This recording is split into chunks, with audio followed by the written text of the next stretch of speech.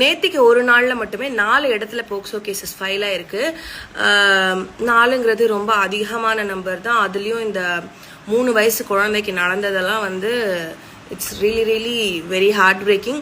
So இதை எப்படி control பண்ண போறாங்க அப்படின்றது எனக்கு சுத்தமா புரியல. இந்த சிங்கப்பின் ஸ்பெஷல் டாஸ்க் வந்து இன்ட்ரடியூஸ் பண்ணி 5 days ஆகுது. அவங்களும் ரொம்ப ஸ்விஃப்டா ஆக்ஷன்ஸ் எடுத்துட்டு தான் இருக்காங்க. 100க்கும் மேற்பட்டவங்களை வந்து இந்த மாதிரி ஆன் த ஆக்ட் கேட்ச் பண்ணி அரெஸ்ட் பண்ணிருக்காங்க. வந்து இந்த விஷயங்கள்லாம் நடந்துட்டு தான் இருக்கு. இதை எப்படி வந்து கண்ட்ரோல் பண்ண போறாங்கன்னு எனக்கு சுத்தமா புரியல. இந்த விஷயத்துல வந்து முதலமைச்சரும் நம்ம கவர்மெண்ட்டும் தான் வந்து ஃபுல் அக்கௌண்டபிலிட்டி எடுத்துக்கணும்.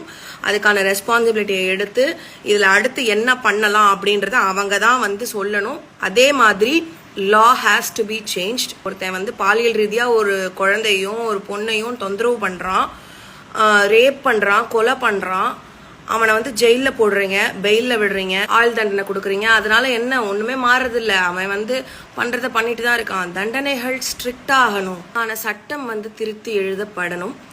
ஒரு கோரிக்கைய நம்ம கவர்மெண்ட் வைக்கணும்.